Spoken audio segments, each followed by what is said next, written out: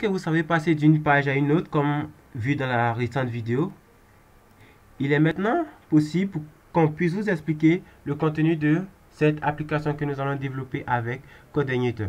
Pour ce faire, nous allons créer un blog personnalisé.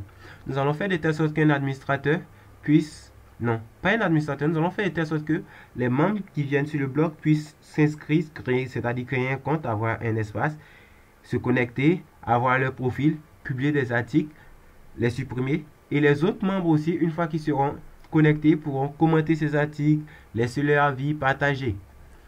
Nous espérons que vous avez compris et nous allons commencer maintenant. Donc pour faire ça, nous allons aller retenir sur la vue Welcome Message. Nous allons effacer tout le contenu.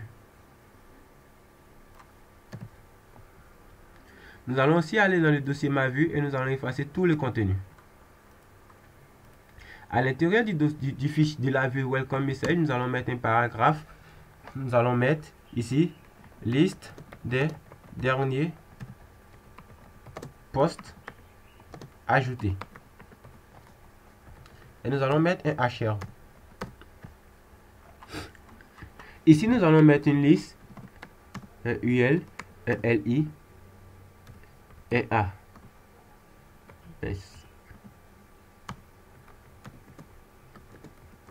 A. Et ici, nous allons mettre article 1. Pour le moment, c'est statique, mais ne vous inquiétez pas. Nous allons lister nos articles comme ça. Article 2. Article 1, article 2. Ici, nous allons mettre un LI. Ajouter un autre article. Article 3. Maintenant, nous avons nos 3 articles sur la page. Nous voulons ajouter un menu afin qu'on puisse avoir se connecter, se déconnecter, tout ça, tout ça.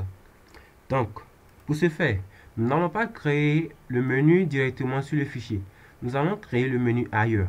Si vous vous rappelez bien, en PHP, il y a cette fonction include qui permet d'inclure des fichiers. Bien, avec Coordinator, c'est un peu différent, mais c'est encore plus intéressant.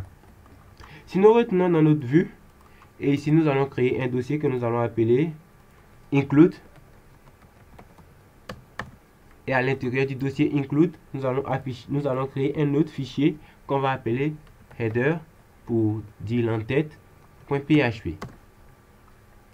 À l'intérieur du dossier vue, nous avons créé un dossier include, et à l'intérieur de ce dossier include, nous avons créé un fichier header.php. Maintenant, vu que vous savez appeler les pages, vous avez juste à retenir dans la fonction index, c'est-à-dire la fonction index du contrôleur welcome, et vous chargez cette entête. Bon, cette entête ou cette entête, je sais pas trop.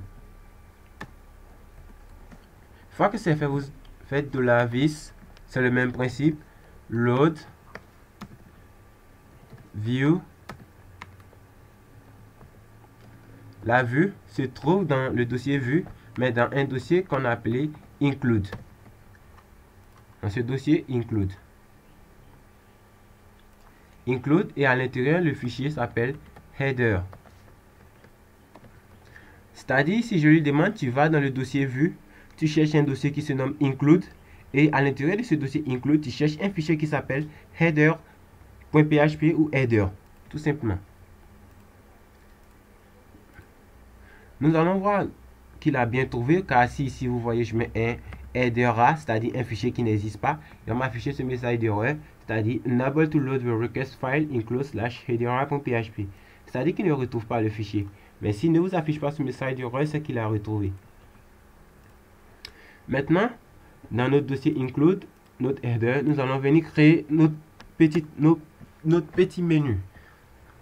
Ici, nous allons mettre une barre de navigation avec un UL, un LI, avec un A. Ici, nous allons d'abord mettre accueil.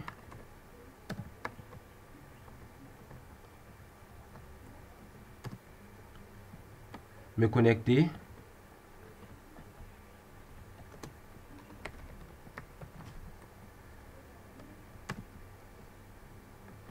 Et ici, nous allons mettre à propos.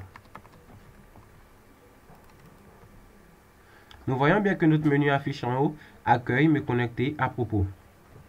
Maintenant, nous voulons que lorsqu'on clique sur le bouton accueil, il puisse nous rediriger vers cette même page.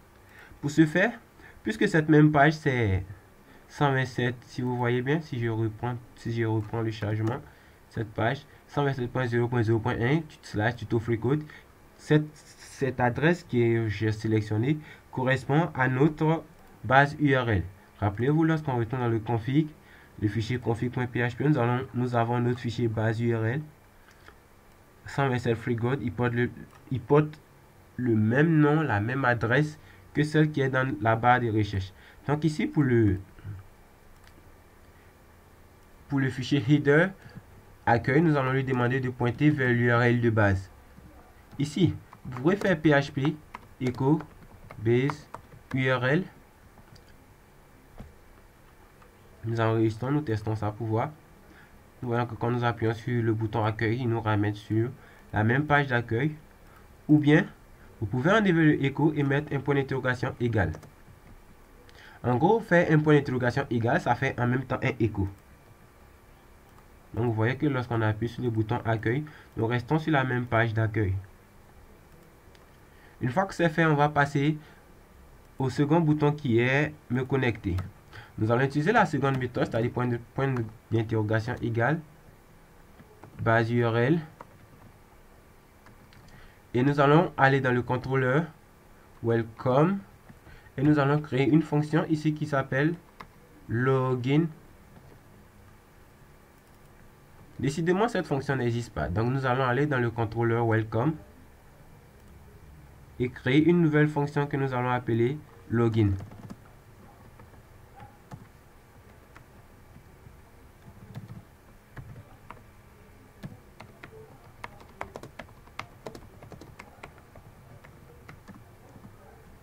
La fonction se nomme login.